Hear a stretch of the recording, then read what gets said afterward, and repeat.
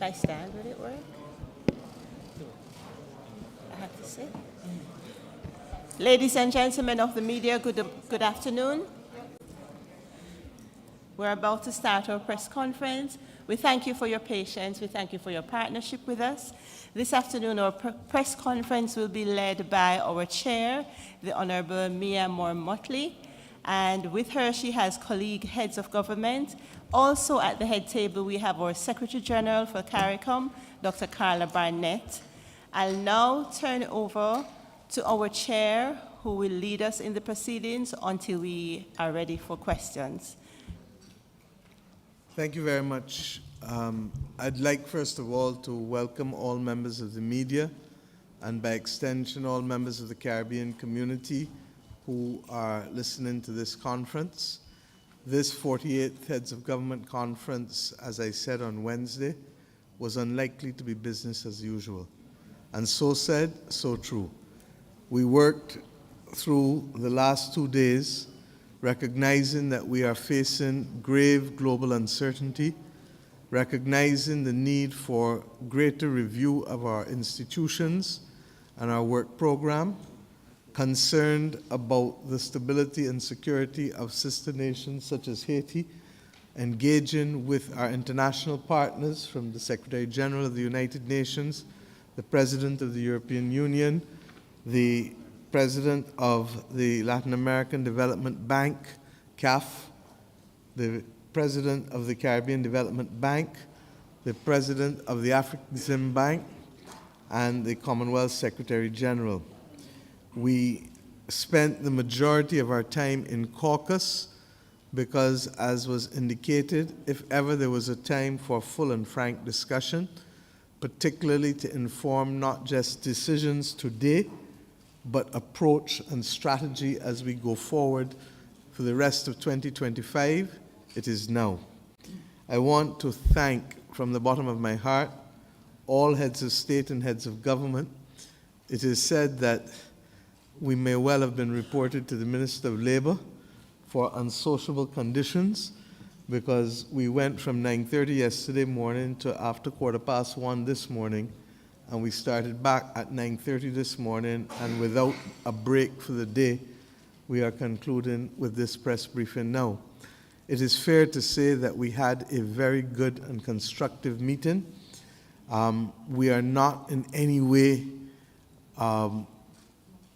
daunted by the challenges, but we are approaching them with a calm confidence and a recognition that unity more than ever will be required from us to meet the common challenges that the world has presented, from the changing geopolitical environment to the climate crisis, to the international economic shocks that are potentially still there, to the consequences of the climate crisis with respect to the production of food, or the consequences of diseases such as bird flu that can lead to an unfortunate increase in the cost of food, to the recognition that as a community we must continue to expand. We had the honor of welcoming, through the signature of France and Martinique, the possibility of Martinique becoming our newest associate member. It is still subject to the ratification of the French Parliament, but our engagement with them has been strong, and we are satisfied that all things will proceed there. We focused on a range of issues, and I'm going to call on different of my colleague heads to speak to aspects of them, recognizing that there may be implications, first and foremost, for our trading environment. And Prime Minister Holness is responsible for our external trade negotiations and was able to guide us with respect to some of the challenges that we may face going forward. We were able to address the issue of freedom of movement, and one of the major decisions of the conference is that we will settle the arrangements that will allow smaller numbers of members of the community to act if they so desire, rather than requiring unanimity for action. Why is this important? because if that protocol for enhanced cooperation is completely ratified by the end of March, it opens its way for a number of countries to be able to admit the possibility of freedom of movement for CARICOM nationals from the 1st of June, with the according rights of primary and secondary education, emergency health care, and access also to primary health care, recognizing that families will move and that this will be the suite of rights that will be available to those countries that would want to participate in the freedom of movement.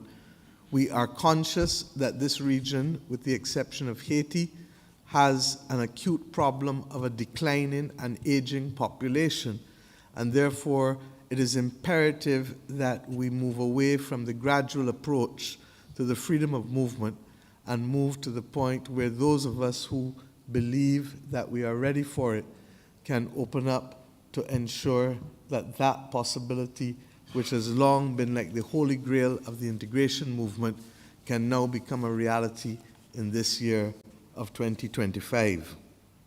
We also spoke about the urgent importance of maritime transport and air transport, but in particular, building on the arrangements, the initial discussions and negotiations we've been having on ferry transport. We invited the private sector to be able to look at other opportunities with respect to how this can be facilitated with access to specific charter services rather than the governments assume the responsibility for the purchase of equipment. And at the same time, we set up an intergovernmental working group to be chaired by the Minister of Foreign Affairs from Trinidad and Tobago, the Honorable Amory Brown, who will also have with him a number of other ministers from Barbados, Jamaica, Antigua, and Guyana, St. Vincent and the Grenadines, to be able to identify within the next 6 weeks what has to be the work program for the mutual recognition of driver's licenses, insurance cover, insurance products to cover vehicles in multiple countries, the harmonization of the customs and phytosanitary regulations necessary for the seamless movement of goods, and to be more specific, to dismantle 57 barriers, non-tariff barriers, identified by the Caribbean Private Sector Organization that are currently affecting the smooth movement of goods in particular across the region. We were able as well to interact with the executive director of the Sandals Tourism Group and agreed on a number of things that would see us accepting that the experience of Sandals as a tourism lab will help us improve all that we are doing in tourism to make us even more competitive than we have been, recognizing that there must be an approach, and both the Secretariat and this Caribbean Private Sector Organization have agreed to create a list of products at the granular level in agriculture, in manufacturing, in entertainment that are regularly used by the tourism sector so that we may better align it with the production possibilities within the community. In addition, that there be a review of all hospitality training in the region. Sandals has a university. Many of our countries have hospitality training institutes. We would wish to see an alignment of all of those training opportunities for us. And of course, the final thing, to be able to work with the Caribbean Hotel Association and the Caribbean Private Sector Organization for Sandals to be able to work with them so that we can discuss how all of our tourism properties can be appropriately greened and can be appropriately digitize their systems so that the region can remain competitive in this matter. I'm going to ask Prime Minister Rowley at the appropriate time to also address the issue of crime and security, but suffice it to say that there were intensive discussions with respect to how we move forward in this area. We also agreed on a number of matters pertaining to the adjustments that we will have to face with some regional institutions as a result of the geopolitical developments that may leave some of them that were dependent on aid and technical assistance from external bodies. And we will have an urgent review such that those institutions that are affected, that we can meet the deficit that we will face with respect to them. The community took a clear decision that after 22 years since the Rose Hall, the expert working group that prepared the reports that eventually were discussed at Rose Hall in Jamaica, that there is need for us to commission very quickly, but not a long study, a review of our governance arrangements and our financing arrangements. But we were very clear that we are committed to remaining a community of sovereign states, but would wish to deepen functional cooperation and to explore the possibility of greater political presence in the region, recognizing that sometimes you may have to have people coming to work every day to help interface with the international community on matters of foreign policy, foreign trade, and security, such that it does not take away from the work of individual heads of government and heads of state, because the world is a far more globally interdependent place, even though we are seeing entities or regions break down into blocks. The reality is that the Caribbean has strategic objectives that we must meet, and therefore we recognize the urgent imperative of having another political voice, but it will not be at the expense of our current constitutional arrangements.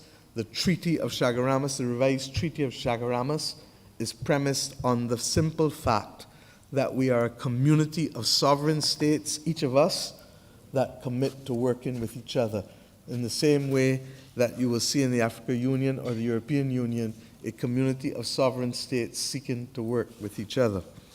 We were able to also take a report from the concerned parents with respect to CXC, and we've asked for them to meet with CXC to remove any misunderstanding or to improve what are their concerns, to improve the response to their concerns. But in addition to that, the community took a decision that the time had come now for the establishment of a CARICOM Educational Transformation Commission, and over the course of the next few weeks, we will complete the terms of reference for that commission and the composition of that commission, because we all accept that our educational systems are not fit for purpose. They were designed for a colonial period with a hierarchical structure that only saw a few of our people and not all of our people. And if we are one, to be able to ensure that we produce citizens fit for the time with the appropriate social and emotional learning targets, it is now. I want to also say that we took a decision to accept the recommendation of the Regional Judicial Legal Services Commission for the new president of the Caribbean Court of Justice to be appointed, and that is Mr. Justice Winston Anderson, and we congratulate him on the agreement of heads to his appointment to the highest position of the Regional Treaty Interpretation Body, otherwise known as the Caribbean Court of Justice, and the final appellate court for a number of countries in the region. We also agreed to commission the work for the creation of a treaty to be able to have the University of the West Indies effectively repatriated and not to be the output of a royal charter which is no longer appropriate in this modern age. It may seem to be something that is very out of the way and unusual for persons, but we need to be able to perfect the opportunity for our institutions to function. The President of Guyana presented to us, and he will hear again quickly, on the matter of agri-food security and the wider issue of cost of living, given our concerns about the extent to which the climate has impacted on production from some of our source markets, and indeed the risk of bird flu as we go forward. And we were also able to exchange with the Kingdom of Saudi Arabia, who has committed and over the course of the last 3 years has moved effectively from minimal support to almost the financing of a significant number of projects across each country, many countries, I should say, in the region. We were also able to benefit from the announcement of a number of initiatives from the Canadian government, which will be distributed by the Secretariat for a number of technical projects and digital skills upgrade, as well as also participation of a $10 million grant in the CARICOM Climate Resilience Fund, which is to unlock other private sector funding to be able to allow our businesses to better prepare themselves for adaptation to the new climate resilient project. These are the major decisions.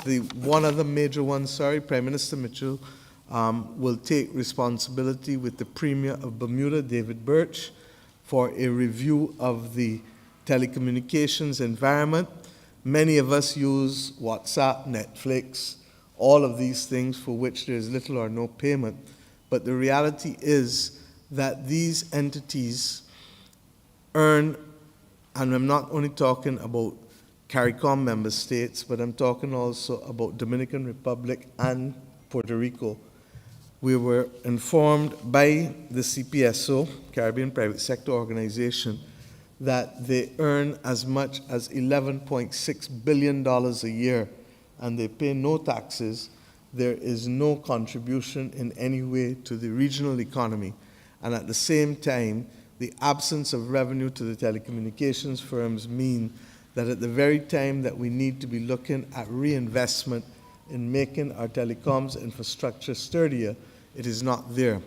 We are in the stage of exploration, and Premier Birch and Prime Minister Mitchell will work with me as chair to be able to put the community in a position to be able to better level the playing field, to ensure that there's fairness to the consumer, fairness to the provider, and a competitive environment, because we are conscious that Caribbean, as a small region of small states, has higher telecoms costs than we would normally like to see as compared to other regions.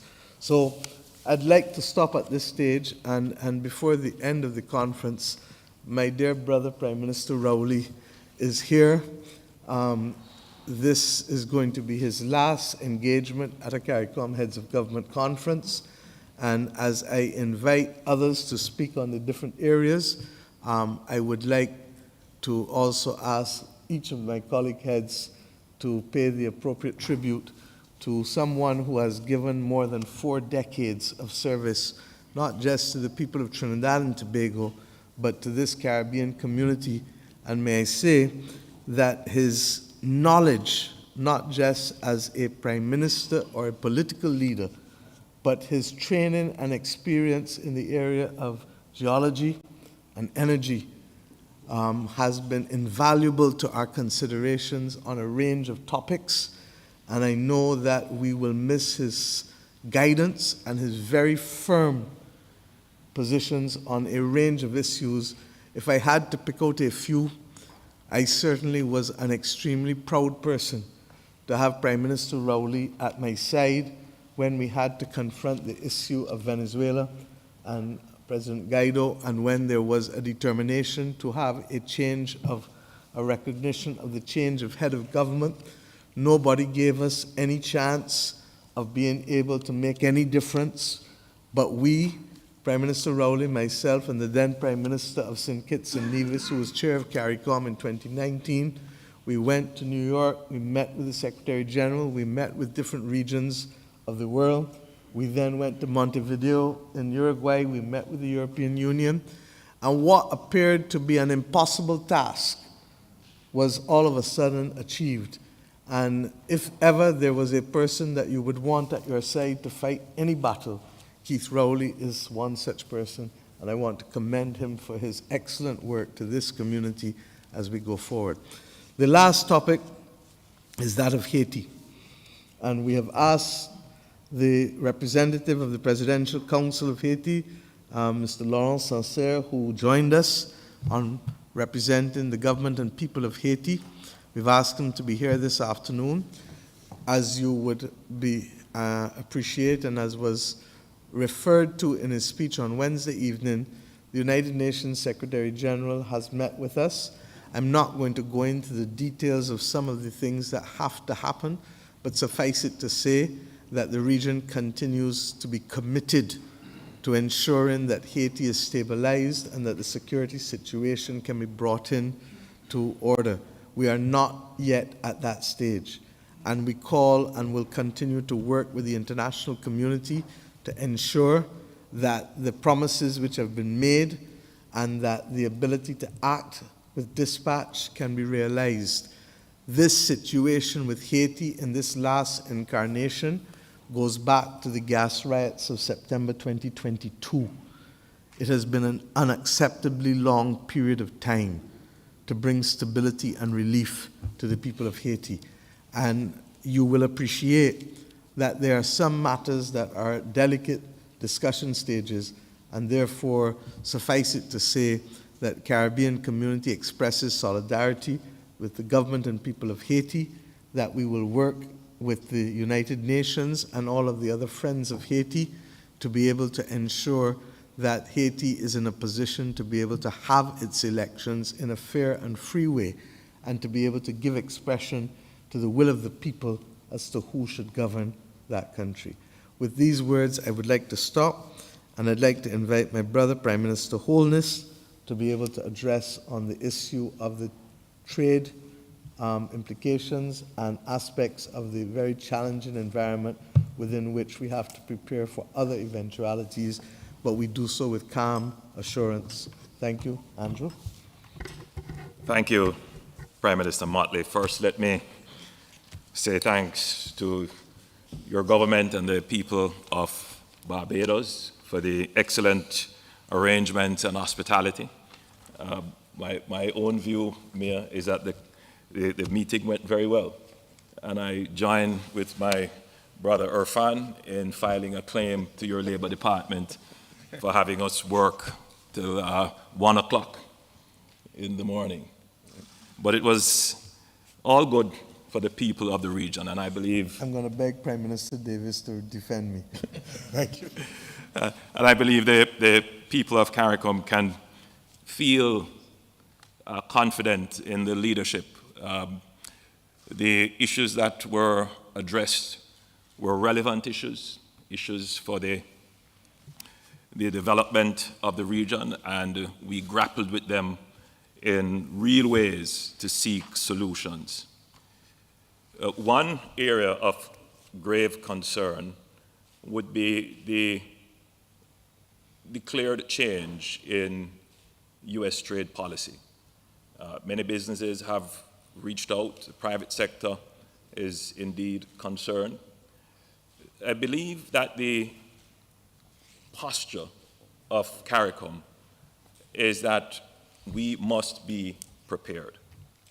We can't approach this with any panic, and we should also accept that with these changes, the concern shouldn't only be that there would be disruption in the normal routine of trade, but that there could also be great opportunities for the region. The region has a well-established office for trade negotiations, and it has worked very well for us, and we are using the incredible resources in that office to study the challenges that could come and to provide us guidance, all the governments in the region, guidance as to how we should structure our trade policy to both mitigate any fallout but take advantage of the opportunities. We will therefore be conducting a very detailed review of our trade situation with the United States, and we hope that in another 3 or 4 months we will have a document which will give us a policy direction and give advice and support to the governments of the region as to how to treat with any potential change that may happen in U.S. foreign policy. We also discussed issues of security, and I know that Prime Minister Rowley will deal with the security issues, but while I have the microphone, it is of critical importance that the region treats with the issues of gangs, and Jamaica has taken a very strong position on treating with gangs. We see gangs as an existential threat. Obviously, the ultimate case would be with the situation in Haiti. But we also see gangs acting in ways and committing acts that can only be described as acts of terror. And therefore, I have called in Jamaica, and I'm making the call now at this CARICOM platform, that there needs to be a global war on gangs in the same way that there is a global war on terror. If the gangs are allowed free rein, they will challenge the effectiveness and undermine states, which we are seeing happening not just in the region in CARICOM, but in the wider Central and South American region.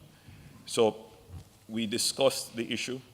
I believe there is general consensus that in addition to treating with the security issue from a public health perspective and treating with the root causes of social disenfranchisement and economic marginalization, that there needs to be a firm hand in treating with the gangs, particularly as it relates to the transnational element of the gangs, which means that the countries in the region would have to have greater cooperation and sharing of intelligence and resources in tackling this very grave threat.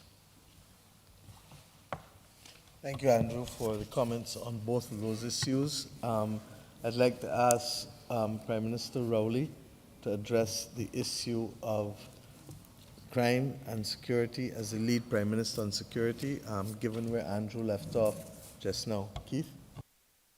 Thank you very much, our Chair Lady. We spent a lot of time discussing, strategizing, and taking decisions on an issue which is common to all of us in CARICOM, and that is the unacceptably high level of violent crime. So we focused on the legislation, law enforcement, and the public health aspects. With respect to the legislation, we agreed that notwithstanding social considerations, we agreed that the changing nature of crime is such that acts of violence in the public space in certain instances must now be regarded as acts of terrorism. We're talking here about indiscriminate shooting in a public place where the perpetrators endanger all and sundry. In order to address that, we believe that the legislation needs to be cognizant of what exactly we are experiencing now as against what the existing legislation anticipated. And to that end, the heads sourced and obtained the services of a former AG of Belize, Godfrey Smith, who has been tasked to review our legislative templates and to come up with new legislative proposals for consideration by the heads for changes to be made on the legislative side to treat with what we are experiencing as against what we are surprised by. We also expect that these acts, using the tools of trade of the criminals at large in our communities, from Bahamas to Suriname, St. Lucia to Trinidad and Tobago, that they be deemed to be acts of terrorism and allow us to view them not only by the executive, but by our judiciary and allow us to fashion the appropriate legislation to deal with that. So we adopted the working definition of crime and violence as a public health issue, since the effect on human conditions are such that violent crime, largely carried out by firearms, 80% of which of the killings that we're experiencing are done by firearms, and 90% of those firearms are coming to us from one particular source. So we agree that this is a public health issue, and of course we will continue to engage it as such.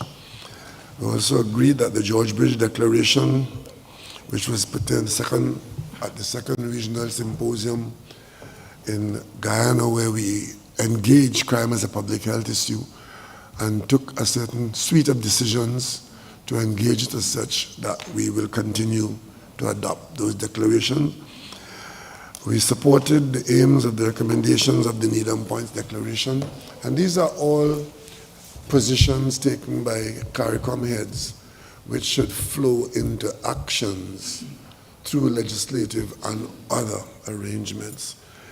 We further agreed to appoint a high-level representative on law and criminal justice, supported by a multidisciplinary team of technical experts, including those seconded by member states, and approved the terms of reference to design and lead implementation of a strategic plan to improve and modernize criminal justice delivery services across the Caribbean community as one element of a holistic region-wide approach.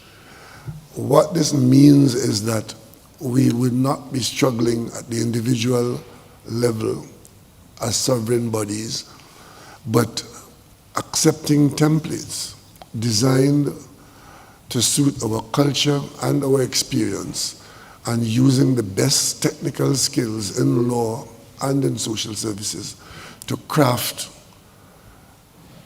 legislative offerings that we can all adopt very quickly. And there are some deadlines applied to these matters. So basically, these are the foundational things that we're doing at the level of the heads, acknowledging that one of the highest hurdles that we are required to overcome and to treat with at this time is the high level of violent crime in our societies and the organized commercial arrangements of criminals who terrorize our populations, whether they are large ones or smaller ones in the community. So we maintain our high priority on that, and we expect that the changes that we are about to bring about in a number of areas in a holistic way would see us getting the upper hand and reversing the trend, which in some instances are in fact threatening the very sovereignty of the states in which we live. So that is as much as I can say at this point in time. Thank you very much. I'd like to ask Prime Minister Davis to address and update us very briefly on the issues pertaining to climate and also with the associated states. Thank you. Thank you, Madam Chair. Just behind our challenges with crime, as was spoken to by my fellow Prime Minister of Trinidad and Tobago, the next existential threat to us is climate change and the climate crisis. And discussions were held around what we thought the outcome of COP29 was. We thought that the outcome was mixed. We did not get all that we wished. The one significant outcome that will help each of our states and small island developing states is finally they have settled on the protocols to access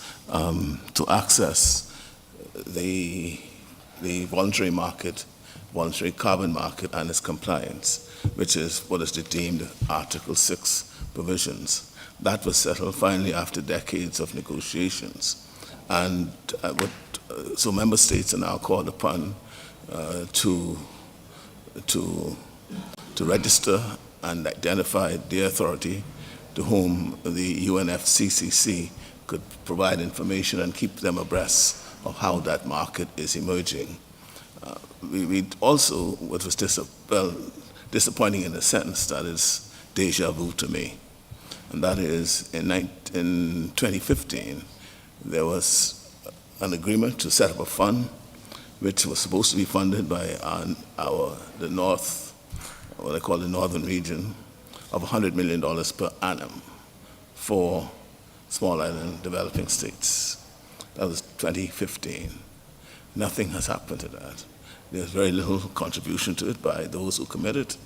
And at COP 29 in Baku, we then, for several years, attempting to see how we can shake up and have what I call those who are committing and pledging to live up to their pledges and commitment, decided to come with a new regime, which we call a new collective quantified goal, which is to take the place of the $100 million regime, which never went anywhere, and replacing with another regime, and we hope it goes somewhere.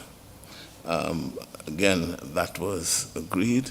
I think it was intended to be set up to have funds made available. And we will continue our quest to ensure that is properly funded, and all I can say is that we should continue on our advocacy to ensure that not only finance is available to small island developing states like ours who are most vulnerable to the climate change, but also to ensure that there'll be easy access and timely release of funds once a request is made and it is made available. I think the other matter we talk about, the associated states, we have Turks and Caicos Islands, the British Virgin Islands, Montserrat, Cayman Islands, Bermuda, Anguilla, and Bermuda, who are all what we call associate members of CARICOM. They're associate members because they're still colonial they're still colonial states. And they're troubled because two of them, the constitutions had been suspended. That was TCI and BVI. The TCI suspension is finally being lifted, and relief is being had where the will of the people of Turks and Caicos Island will be now more prominent, and their will definitely be carried out through their elected representative. Before then, it was stifled. BVI, they're still still have their constitution suspended. There'll be an assessment as to whether or not their constitution will be reinstated, and that assessment is going on now. We in CARICOM, of course, we believe in the self-determination of our fellow members, and we are urging the powers that be to release and let go these countries so that the people's will can always be carried out. And there is a UN mission called C-24 that speaks to the decolonization of these islands. Britain in a recent commentary is suggesting that entity is now irrelevant. We have to watch that, and even though they have sort of rolled back that statement, we have to be concerned that they don't believe in the decolonization of these small islands, or these islands, and we will be continuing to support them in their quest to ensure that the will of the people in these communities are carried out through their properly duly elected representative. Thank you. Thank you very much, Philip. As I move to invite President Ali to speak, I want to commend him for an offer made to all of the people of the Caribbean community in the context of our discussions on education and upgrading of skills. Guyana has opened something called the Guyana Digital School that will make available to all citizens of the region the opportunity to participate in digital learning, school children age predominantly. And I am going to ask that the video which we received as heads of government be distributed to every country so that the public affairs or government information services of every country ensure that the citizens of the region are capable of taking part in this very, very appropriate and useful initiative that can only enhance the skills of our people. President Ali, with respect to being the lead as Prime Minister on agriculture, President of Guyana as lead on agriculture and food security, and by extension, in this particular moment, implications for cost of living. President Ali. Thank you very much, Chair. Members of the media, we are indeed meeting at a critical time, not only from a trade and geopolitical perspective, but also from a food security, food production, and food price perspective. 2024 would have seen major impact in the region as food prices for cereals, meat, dairy, vegetable oil, and raw sugar increased significantly on the global market. Of course, we import those increases, we import those inflation, and we have to manage within that context. However, 2025 is adding a lot of worry to the situation. The increased climate-related challenges, increased transportation and logistics costs, uncertainty in tariffs and rules, trade rules, would have a significant impact on the costs of food globally and here within our region. Just to give you an example, bird flu as we know it was first reported around March 2022. As I speak to you now, the current situation as a result of bird flu is alarming. There's a 20% decline in egg production from the US, and you would know that we source most of our hatching eggs out of the US. We source table eggs also. Many of the countries source table eggs out of the US. For a matter of fact, in some regions, when you look at the year-on-year increase in the cost of eggs since the first reported case of bird flu, it is 70% increase. When you look at egg prices as of January this year, in the US, there's a 15% increase in the prices of eggs. When you look at poultry meat, there is a 11% decline in production as I speak to you in the US. And as you know, the US occupy about close to 30% of global market share in terms of poultry meat.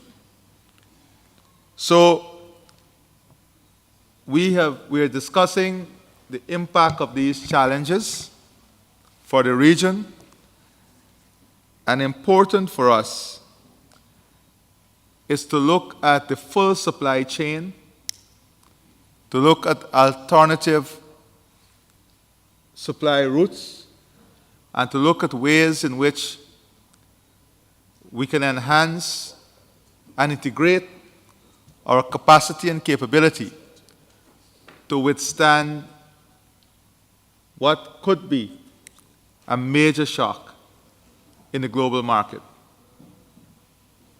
If Brazil become affected, then we will have major problems in terms of prices and supply.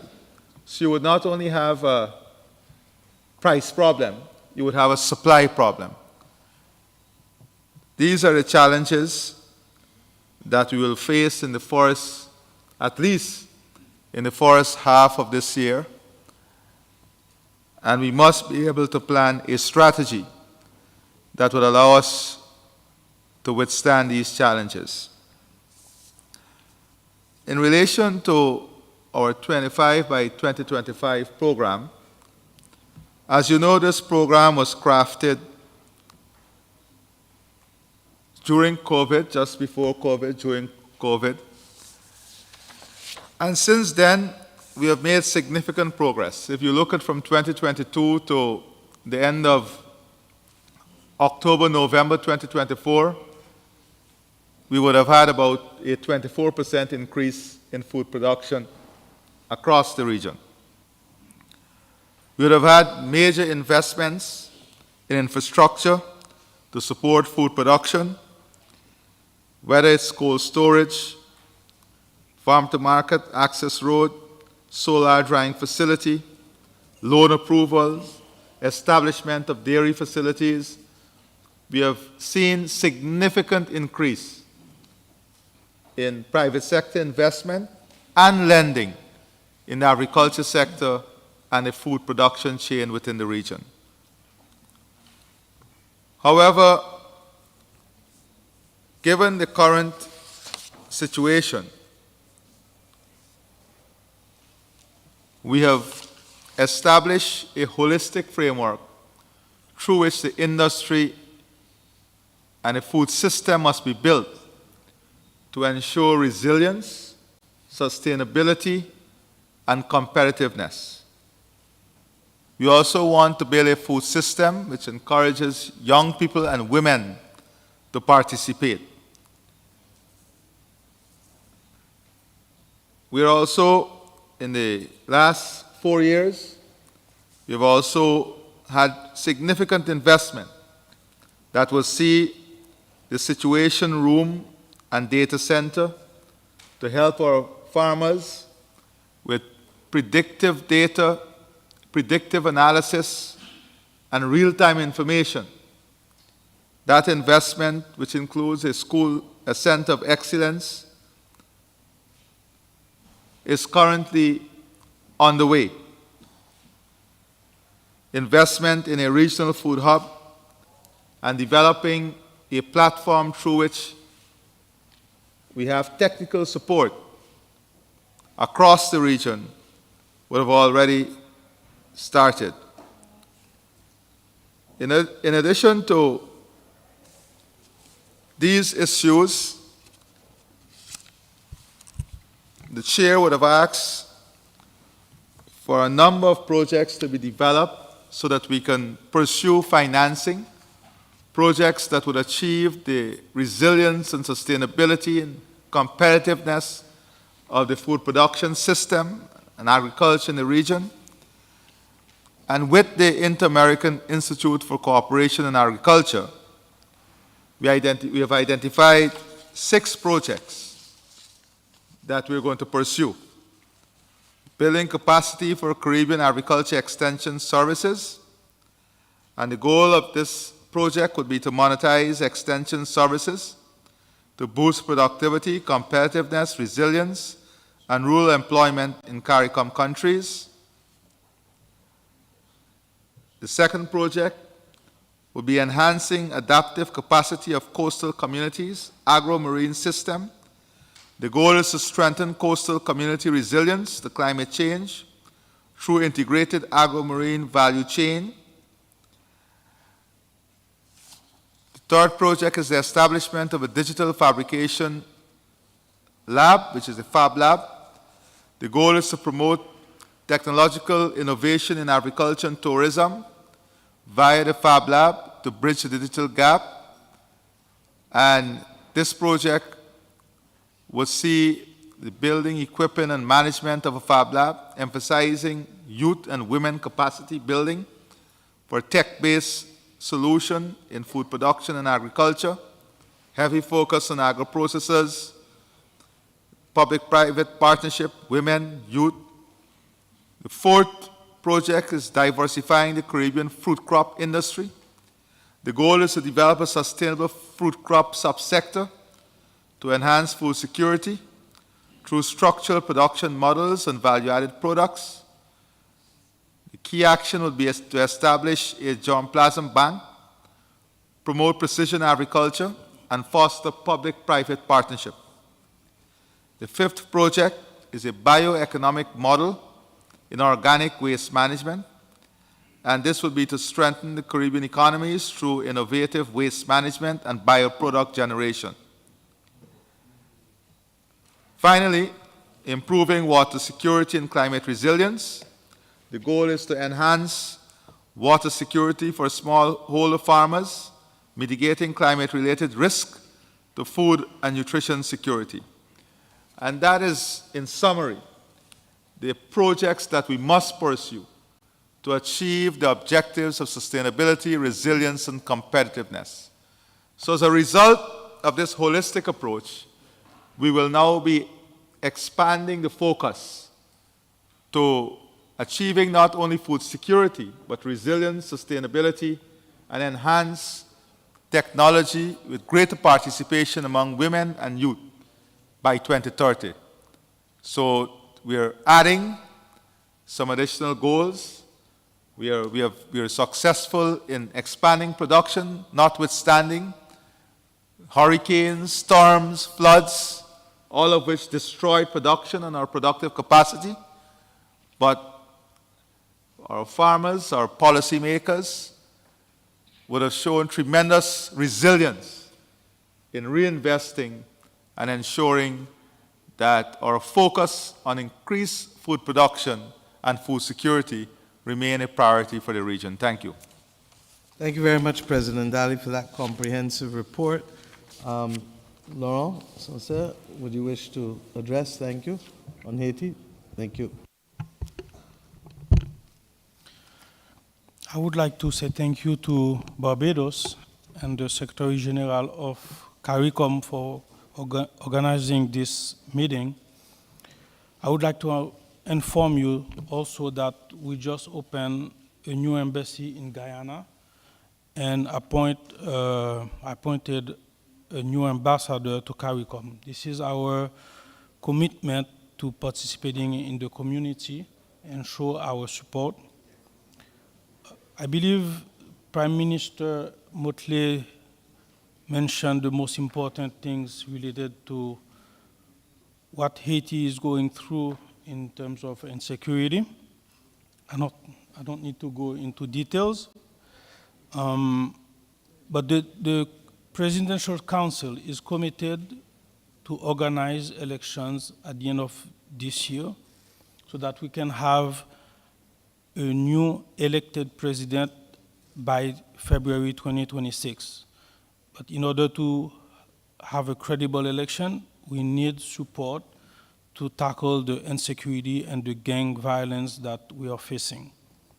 So we are counting on all the countries that help us through the MSS, but also countries out of the CARICOM community, because we cannot resolve this problem by ourselves. So we're counting on everyone, because this security crisis is not only in Haiti, but is transnational. Thank you. Thank you very much. I also would like to report that the community reaffirmed its unanimous support for the candidacy of the Foreign Minister of Suriname, Mr. Albert Ramdin, for the position of the Secretary General of the Organization of American States. We anticipate that that vote will be next month, but we are very, very clear that we are fully behind the Foreign Minister, Albert Ramdin, for the appointment of this post. He would be the first such Caribbean national to hold that post, should he be successful. We also expressed our support for a candidate for AICA, the Agricultural Cooperation Agreement of the Americas, in the form of Dr. Mohamed Ismail, who is a Guyanese national who works in Belize in the area of agriculture, and we look forward to supporting him. You would recall that in our own instance, Barbados had Dr. Chelston Brathwaite, who was head of AICA for a number of years. So we are supporting Dr. Ismail for this post. I'd like to open up for a few questions. I know Prime Minister Holness has a town hall meeting with his nationals this evening at the university, and I would want us to be crisp and direct with any questions. Please. Thank you. Thank you, Prime Minister. Could I ask members of the media who would like to pose a question to just raise your hand, say which media house you're representing, and your name, please. Can we start here? Okay. Thank you, Crystal Hoyt, Barbados, CBC Barbados. CARICOM has spoken about the U.S. from a trade perspective, but given the Trump administration's approach to deportation, was that a matter discussed given its impact on the Caribbean diaspora in the U.S., and what support is CARICOM providing to those who may face deportation, and will there be a CARICOM response or an individual national response? I think we all agreed that the most important thing is for us to have the information attached to the persons who will be coming back. All of us accept that it is the right of any government to determine who should be within the jurisdiction of the particular country. The President of the United States and his administration has made it clear. We have asked each in our own right for that information to help us to be better able to prepare. We hope that at some point within the next month or two to have a high-level engagement with the United States government generally, not just on this issue. And suffice it to say that each government is making its own arrangements. This is not a CARICOM issue per se, because the citizens don't go to CARICOM, they come to individual countries. So it is up to each country to make its own arrangements for the reception and resettling of those persons. Thank you, Prime Minister. Gentleman here. Yes, Emmanuel Joseph, Barbados Today. What is the deadline for this new legislation with respect to regarding gangs now terrorists? And while guns is not new, what is happening in the meantime to deal with the importation of guns, which is causing lives? There's no set deadline except that an element of urgency is asked for, and we anticipate that given the quality of the legislative experience put on it, that in a matter of months we can have something to work with. So basically that's what we have been able to accomplish at this stage. And with respect to the tools of trade of the criminal element, we will continue to attempt to deprive the operatives of those tools and to work alongside the suppliers. And we have been successful with the United States government, and even though there's a new administration in place now, one of the issues that we intend to raise with them is for a continuation of their cooperation with CARICOM countries with respect to treating with this matter, which is of mutual interest to us, because the security of the Caribbean nations ought to also be a matter of the security of the United States on its southern border. Thank you, Prime Minister. We'll take a question in the room, then we'll move online. The gentleman, Mr. Richards. Me? Yes. Peter Richards, Caribbean Media Corporation. Given the fact that the United States government has adopted new policies vis-à-vis trade as well as migration, did the meeting decide whether or not it is important to now hold discussions at the highest level, and I say the very highest level, with the United States on that issue? Absolutely, and as I said, I don't want to place a date, but as recent as this morning, we were in contact with the Special Envoy of the President of the United States of America for Latin America and the Caribbean, and we fully anticipate that there will be a high-level meeting soon. Thank you. Prime Minister will now move online. We'll take a question from Dennis Chabrol, followed by Jermaine Abel. Mr. Chabrol? Good Please go evening, ahead. Shabral Demarara, please. Madam Prime Minister, can you please explain to us what's the pharmaceutical agreement among Guyana, Barbados, and Lithuania about, and how much will it cost the Caribbean, and when will the pharmacy begin operations? And secondly, to Mr. President of Guyana, sir, if you'll permit quickly, could you elaborate on what are some of the options to counter the impact of bird flu on eggs and poultry meat? Okay, with respect to the first aspect, there's no cost because we're talking about building out a regulatory environment within the context, or rather modifying our regulatory structures to facilitate that biopharma environment. With respect to the second part of the question, I think President Ali answered that extensively in his opening part of the discussions. Thank you.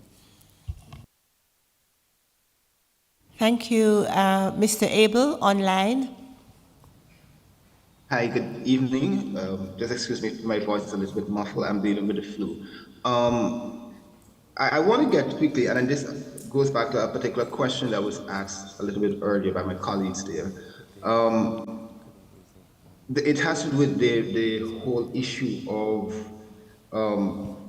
Trump's policy decisions. Did CARICOM specifically discuss the issue of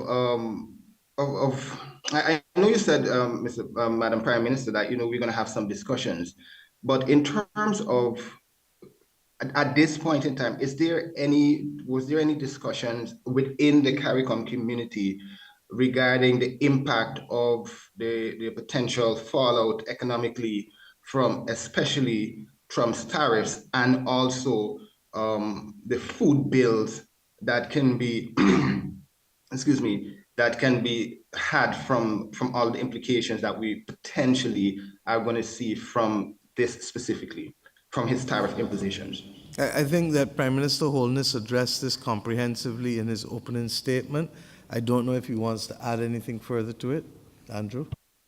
Just to point out that we're dealing with right now speculations as to what the tariffs could be. There have been no announcements relative to the region, the CARICOM region, specific to tariffs. What we are being is proactive and preparing the citizens of CARICOM should know that significant resources are invested in a trade negotiation mechanism, which is a standing, well-established mechanism that deals with trade issues, not just with the United States, but with all our trading partners. And what we're doing is to look at what the potential fallout could be if there is an adverse use of tariff relative to the region. Now, we also should be very much aware that as there may be changes in the future, the changes may not all be negative. They may not all be disruptive. The changes may very well present opportunities. And so equally, we're looking at what the situation could be from the positive side as well. What we don't want to happen in the region is panic.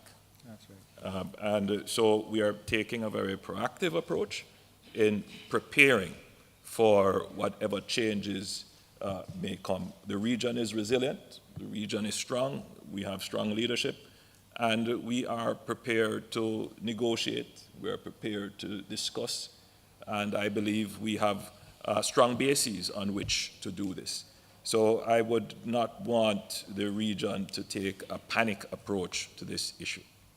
Thank you. I think there's just one Keith point wants I'd to like speak. to make there for the public, and that is, yes, we have to understand that as trading nations, especially a nation like Trinidad and Tobago, where we are engaged in trading significant products, we are exposed to deal with the information if it comes our way. Tariffs are an important part of the management of international affairs, and we are engaged in world trade, and our major trading partner is the United States. So the decisions made there we are exposed in some ways, and therefore we have to be prepared to see whether they affect us negatively or whether they create opportunities on the positive side. But we are, in fact, engaged. Thank you, Prime Minister. I'll just take in the order in which I saw the hands. The lady in the black top, and the gentleman beside her, then the lady with glasses on her head, then the lady in the blue top. Starting in that order, please. Thank you. Marcel Thomas, the Starbrook News. I'm just seeking clarity on the interface of CARICOM with Washington. Has CARICOM asked the U.S. administration for a meeting with President Trump?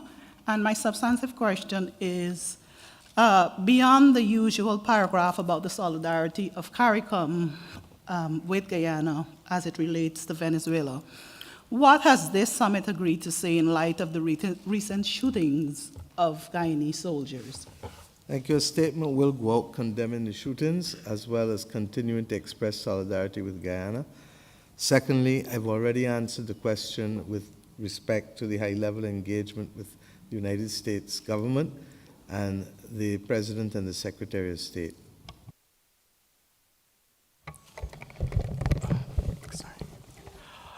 Good evening, everyone. Akash Samaru, Guardian Media, Trinidad and Tobago. Prime Minister Rowley, looking to now deem acts of violence in the public space as an act of terrorism, can you elaborate a bit more on how exactly that is going to help deter gun crimes? Because we've seen it be called a public health emergency. In the past, there was a ban on assault rifles declared. At least in TNT, we've not seen an ease. In fact, we're in a state of emergency right now. So how will calling it an act of terror now have the impact we're all hoping for, and it won't just be more, and forgive me for this, platitudes? What we're saying here is that the actions themselves, because they endanger people indiscriminately, that is what makes it an act of terror. And then we need to craft our legislation to take that into account, to strengthen law enforcement, and also to assist the judiciary in treating with acts of that nature because they are such an existential threat. So it's not the law that we have in hand now, it is what we will review, modify, and present going forward. Have we not tried that before, Prime Minister? Just hold. Prime Minister Holness wanted to speak, please.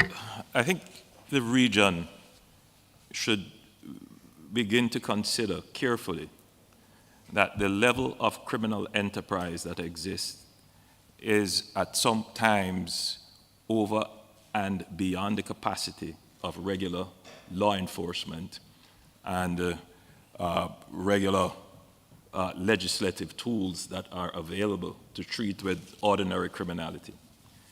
The use of violence in a criminal pursuit, and then the spread of fear, sometimes deliberate, that comes from that, to weaken states, to undermine institutions, to corrupt public officials, to make the state incapable of addressing the issue, should not be treated as ordinary criminality.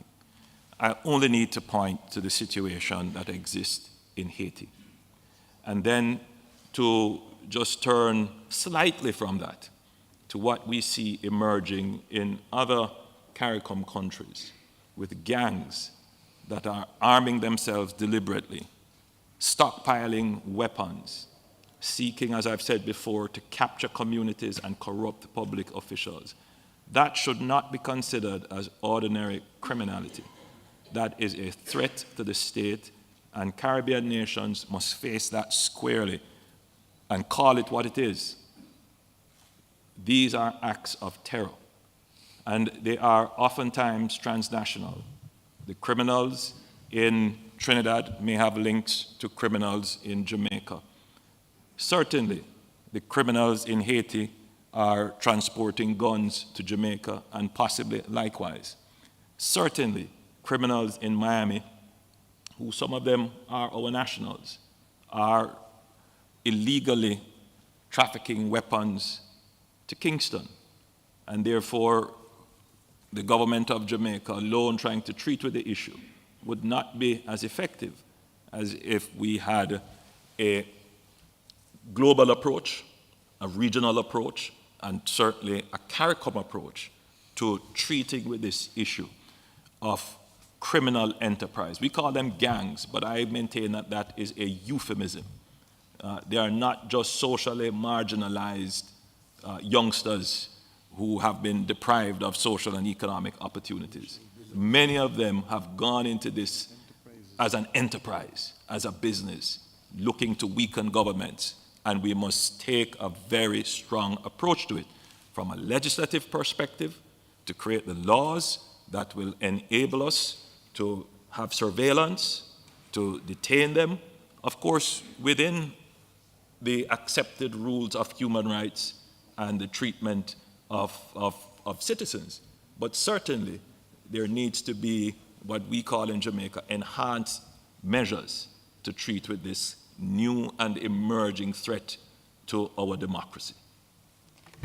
Okay, and I think you'll be clear that one of the things that we are distinguishing ourselves from previous meetings on is the commitment through the George Bridge Declaration to work together, but also to repurpose existing regional institutions to strengthen them at this very time when the possibility of other states being put significantly at risk in terms of their existence and viability is immediate.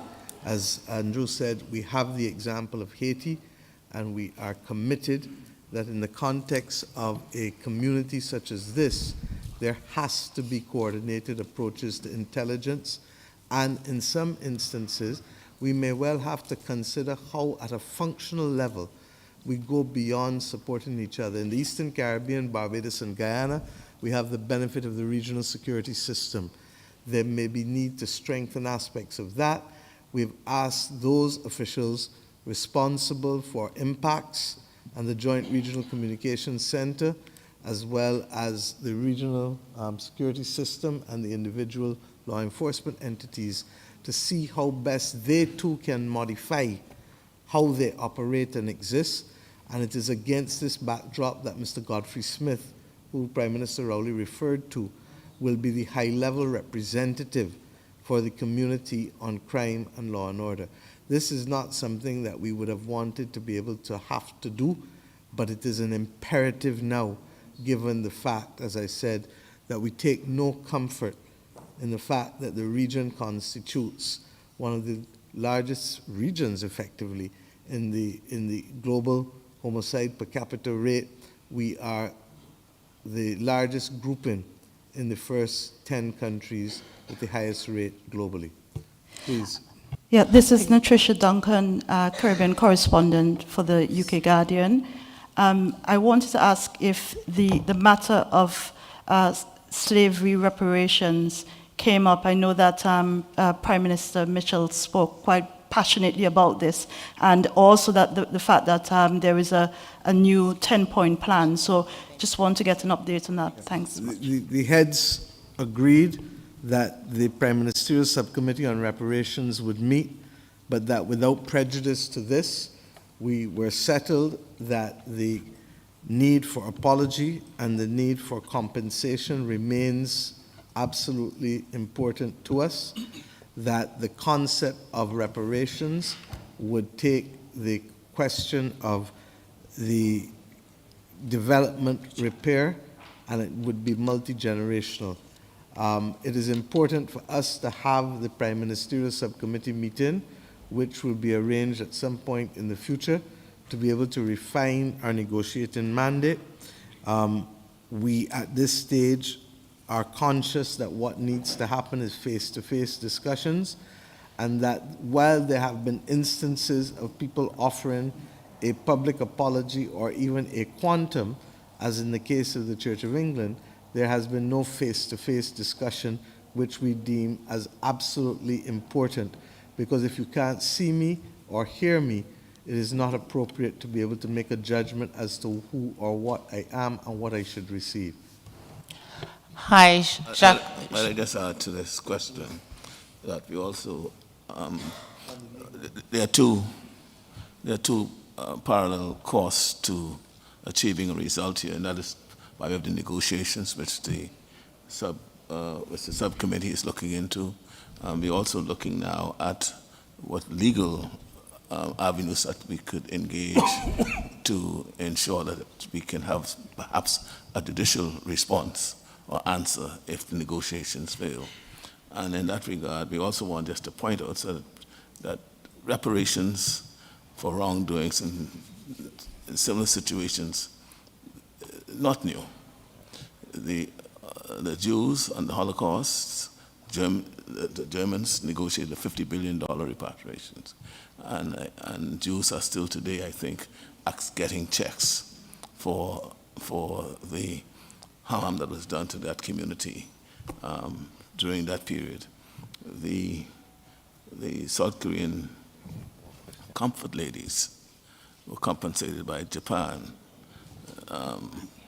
in the tune of about $1 billion, and which goes to them and their families and to provide cultural and other assistance for them. And the United States themselves, following just recently, I think it was in 1988, they passed a reparation act to compensate the U.S. citizens of Japanese descent who were detained during World War II. And so it's nothing new, and these are some of the information that we have to put forward and ensure that people don't think that this is some new aberration by the African descents. Hi, Jacqueline Charles with the Miami Herald. Two questions about Haiti, but I just want to say Turks and Caicos, self-rule, we're 3 elections since constitutional issues. We're back, we're good. Several of you, three countries here have a total of 31 individuals, boots on the ground in Haiti. And Haitians have been asking, so where are the CARICOM forces? When or if are they going to arrive? We saw the announcement that Barbados said they were putting their troops on hold. Prime Minister Holness, you mentioned the advanced deployment, but we haven't seen that. The Bahamas, we've heard that instead of being in Haitian waters, you want your boat somewhere between Haiti and the Bahamas for migration. So I just want to have you all address in terms of the CARICOM participation, because the ones who are there are doing a valiant effort. I'm not going to go into details, but they have been. But you all have all acknowledged that what's on the ground right now is not sufficient. You're committed, but when will we see that commitment turn into boots? And then also the issue of visas. Yesterday, President Donald Trump rolled back legal protections for Haitians in the United States. It affects more than 500,000 Haitians that are there. But at the same time, in CARICOM countries, Haitians are being denied visas. In fact, I'm told that just last month, Haitians were denied visas to Barbados. In order for them to go to Jamaica, they need to have visas. One of the realities right now is the U.S. Embassy has not been functional for the last 4 years. And so the only way that Haitians who qualify for visas, they actually have to physically leave. And the airspace between Haiti and the Dominican Republic is closed, as well as the border. So I just want to have you all address that, because if you go to Washington, they're going to raise this issue in terms of you're coming to us and talking to us about TPS, but you yourselves are also shutting Haitians out. It is clear that this is one of the key issues that we will address with the United States government. Suffice it to say that at this point in time, the situation in Haiti is not a normal situation, and we are trying to have aspects of it stabilized as urgently as possible. I referred in my opening statement that this goes back to September 2022. As it relates to Barbados, our position really has always been that our numbers are better suited in providing the technical support. When it comes to that, we did that previously with respect to the establishment of a treasury in Haiti. We don't have the numbers that other countries have with respect to the capacity to offer those boots on the ground. I believe Prime Minister Holness wants to address this issue, but may I also say that the international community is now engaged in trying to see how best we can have an appropriate response at scale. And I would urge us to just be patient and allow the next few days and weeks to play out. Thank you. The support for Haiti regionally remains strong, and our commitment to Haiti is unchanged. The impact of CARICOM and the support of CARICOM for Haiti is not just manifest by boots on the ground. We should recognize that the good office support provided by the Eminent Persons Group was instrumental in helping and supporting our Haitian brothers and sisters in coming to the position where they are now, which is a far better position than they were a year ago in terms of the Transitional Presidential Council. And so we shouldn't devalue or dismiss or ignore that part of CARICOM's effort. The commitment for troops and other personnel remains. Jamaica sent a command group to Haiti to assist in the development of logistics and planning. That group is due for rotation. They're there for almost 6 months. Upon rotation, a larger group will be sent, possibly double the size. And then shortly thereafter, the full complement that we committed of 200 will be on the ground. We should also bear in mind that the establishment and preparation for a deployment is not a straightforward one. And we have to ensure that when we deploy, issues such as the availability of medevac, the availability of facilities to properly and appropriately house the personnel, that those are in existence. And that may not have always been the case. So we have to build out and deploy troops according to the facilities that are available. I am confident and I'm satisfied that all the facilities will be available for full deployment and for a full rollout of all the commitments that we have made. I'm heartened by what I heard from the Secretary General. I won't go into details as to what was discussed. That will, I'm certain, be discussed publicly. And the approach that will have to be made again at the Security Council.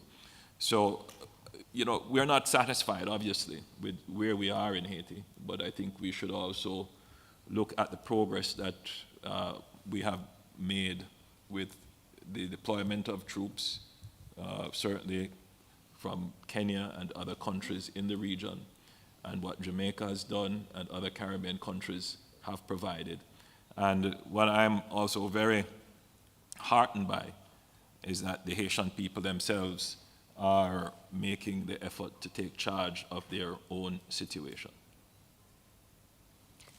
Kelly Pujar from Martinique TV, Martinique La Première. Madam Prime Minister, what kind of cooperation, what kind of projects do you want to initiate with Martinique, the future associate member of CARICOM? I think that both Martinique as well as the rest of the community have strategic advantages in a number of areas. Martinique has certainly been a leader in the provision of healthcare and advanced healthcare, and a number of our citizens within the community, particularly those closer to Martinique and St. Lucia, in Dominica, in some instances Barbados, St. Vincent, have benefited on an ad hoc basis.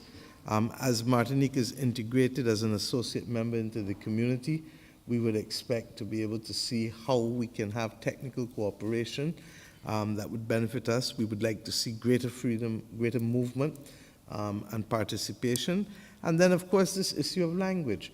And if we as Caribbean people can remove the burden of historical legacy combined with a separation of language, then we would be so much more powerful.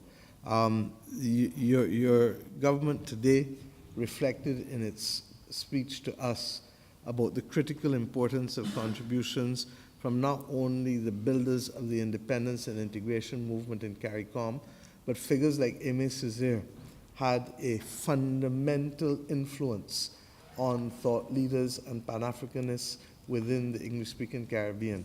And I think that this, as was said, after 389 years, this is a historic moment for the people of Martinique, and I look forward to us really giving the opportunity for the integration to be a lived reality for our citizens. Thank you, Prime Minister, and we have come to the end of our... One last question, if not, I might get put out of Barbados. Yes. Good night, everyone. Antoinette Connell from the Nation newspaper. I'm going to change the tempo a bit. Can you tell us whether West Indies cricket was discussed, and if it wasn't, why not? I'm not supposed to know anything about cricket, so I'm going to pass it to Keith. Yes, we cannot have in recent times, we have not been having heads of government meeting without having a component from West Indies cricket. We did have some discussion, not too much detail, because we have done some work before in Guyana and Trinidad and Tobago, and we've seen some results. Some progress have been made and being made. But the main thing is that because this is the end of my tenure as Prime Minister of Trinidad and Tobago and my last meeting at CARICOM, today I handed over to at plenary, and the heads selected or agreed to select my colleague from Guyana, who is an eminent cricketer, as you know, President Irfanali, to now take the chairmanship of the subcommittee on cricket, because we maintain our interest in the potential for West Indies cricket to remain at the high level internationally and the preservation of our legacy. And the heads of government should continue to be interested in what goes on in West Indies cricket and assist wherever we can. And that, ladies and gentlemen, brings us to the end of our press conference. Before you go, Madam Moderator, before that, Prime Minister Rowley has more time to spend in the pavilion as a spectator. We, his colleagues who remain on the field, wish him well. And for me personally, coming in as Prime Minister in 2016 and meeting Prime Minister Rowley at a time when relations between Jamaica and Trinidad were possibly at an all-time low, where there were threats of boycott and threats of blocking citizens' movements. And then we met and struck up a friendship, you recall. And I said, listen, Prime Minister, come to Jamaica, come and visit me, man. Let us talk this thing over. And Prime Minister Rowley graciously accepted the visit to Jamaica. You were my first international guest. And we had a very good talk about the issues. We developed a very strong relationship. And we were able to resolve the issues. And I think today, trade is better. Movement of citizens between the two countries are better. I think the region is better. And I want to publicly say how pleased I am and how privileged I feel to have served with you as a colleague in this fraternity. And that you are truly the epitome of a Caribbean man.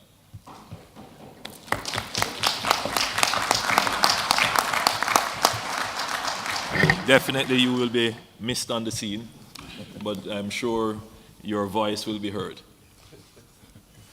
What would my friend? Let me join. Thank you. You know, we have a curry situation here. But I want to really say that Prime Minister Rowley and myself, we have developed a very strong friendship.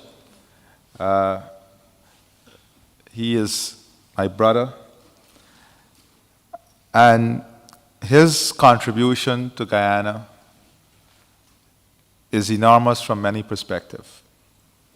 Many of you may not recall, but Prime Minister Rowley was the chair of CARICOM during a very difficult period after the 2020 elections in Guyana. A time when there was great tension, democracy was under threat, rule of law, and respect for the results from the elections. Prime Minister Rowley arrived from international engagement at 2 a.m. in the morning, called by Prime Minister Motley, the Bureau, members of the Bureau at that time, and made his way to Guyana. And the rest is history. Democracy, rule of law, the respect for the elections, and having the region leading in the resolution was a historic moment for this region. And I want to applaud his leadership as chair and the entire team at that time that allowed CARICOM to resolve a matter within CARICOM.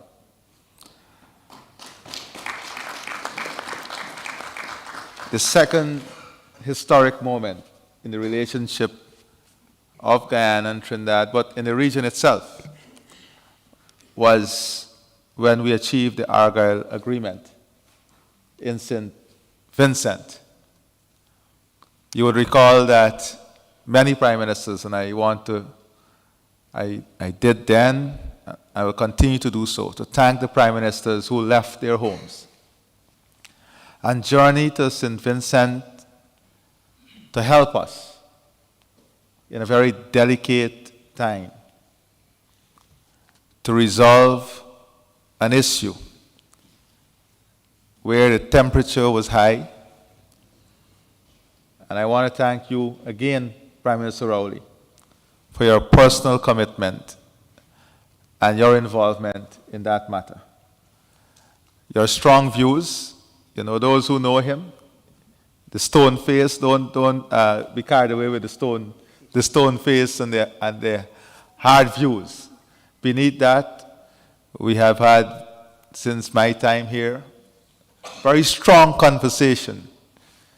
But at the end of it, they were all geared towards the best interests of the region and to give us the best possible result. I want to thank you for your friendship, for your guidance, and for the way in which we have been able to work together, Guyana and Trinidad, but in the region, to strengthen our relationship and our bonds. I wouldn't say I'll miss you because I'm sure, I've said it publicly already, that the experience our leaders build up over the years must continue to be the reservoir of knowledge and also the asset that we must rely on in this region. Thank you very much for your service, sir.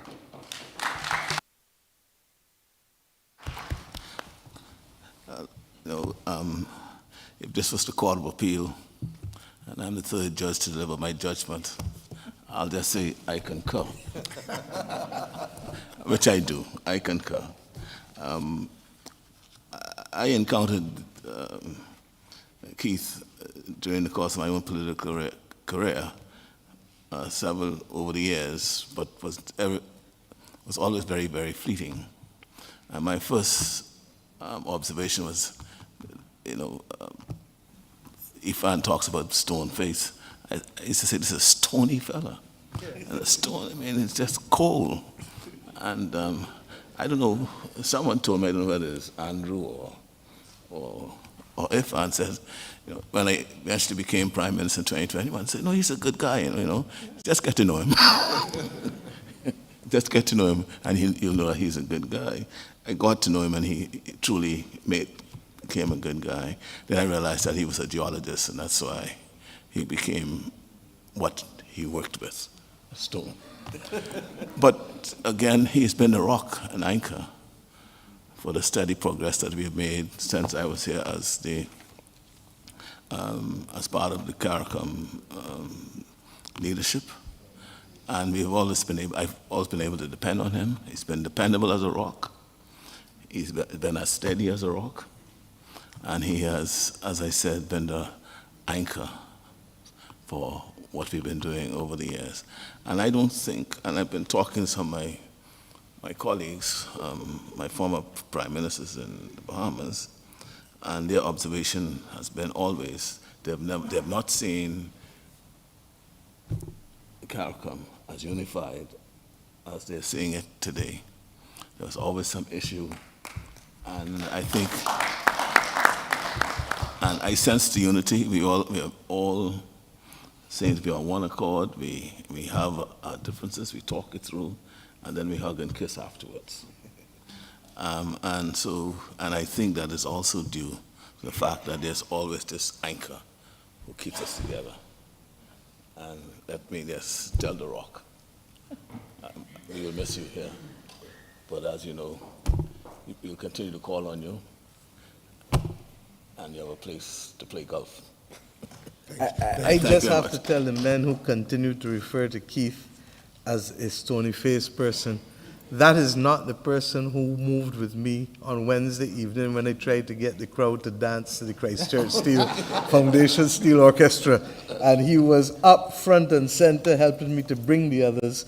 And the truth is, Keith, people talk about flying fish in Tobago, and Rafan talked about curry, but the one thing that we appreciate is your commitment always to face facts fairly and squarely. You have been highly principled, and you have been never fearful of a situation. And we will take from you that as we continue to manage our affairs in this community. And as all have said, we know that you are a phone call away, and that your love for this region is really what has driven you to excel in the manner in which you have. The last word, my dear friend, at the 48th Heads of Government Conference of the Caribbean Community must be yours. Thank you very much. Laurent says he wants to speak too, so the whole thing. I just met Prime Minister Rowley because it's my first experience in this meeting as head of state. But honestly, for the past 2 days, I've learned a lot from you. You're not shy. Not at all. Through all the discussions, I can say he's a man of wisdom. Thank you for your support.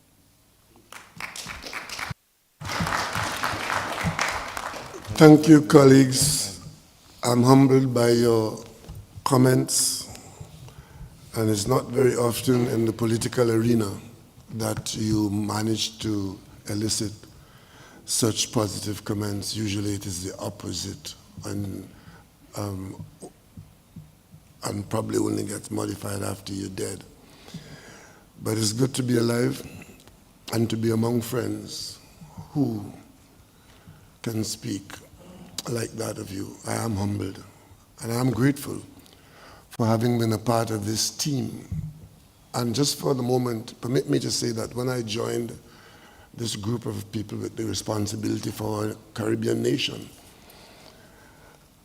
it was a time when there was a huge negative view on CARICOM. And at my first meeting in Guyana, our elder statesman Ralph Gonzalez, speaking from no script, but speaking from the heart, criticized the Caribbean region and those who write about us and speak about us for downplaying what we have been able to accomplish through CARICOM. And he asked us not to undervalue CARICOM, even though there was a long journey still ahead. That was 2015. And it pleased me when at the opening, outgoing chairman, young Dickon Mitchell, said on Wednesday night, I think it was, that he came in as a prime minister in CARICOM, very skeptical of this thing that he had to work in called CARICOM.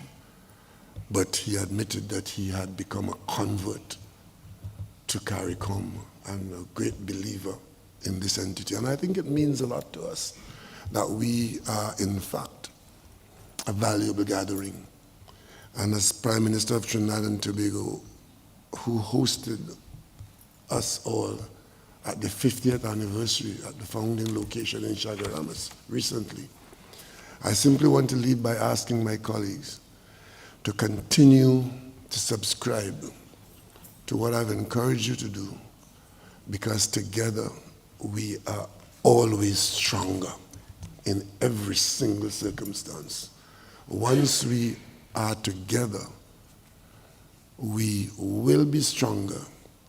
We might not grow in size physically, but certainly we will not be inconsequential. Especially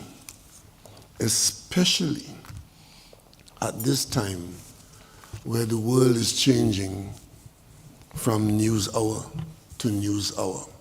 We are required to rise to the occasion and to never accept that we can be left behind.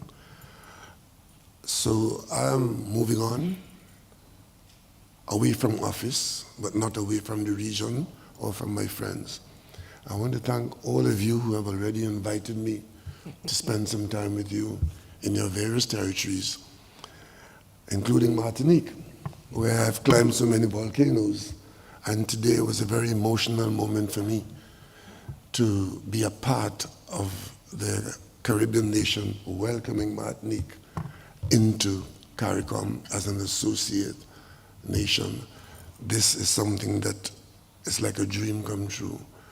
And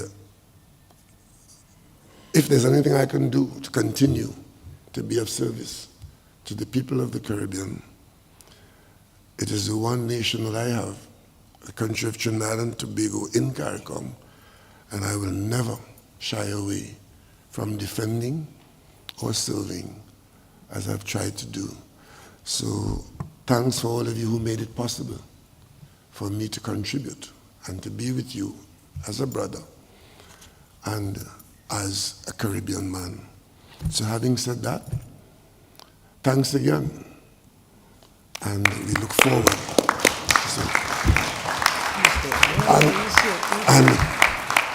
And on that basis,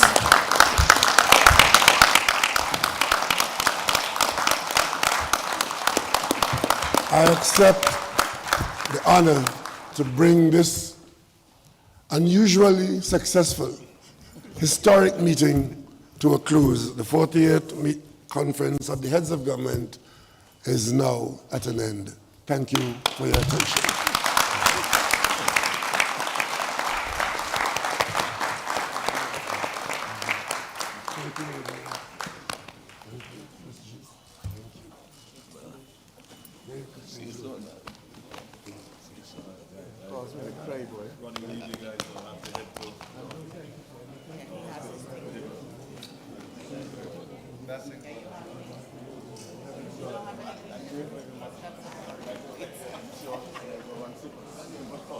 Yeah.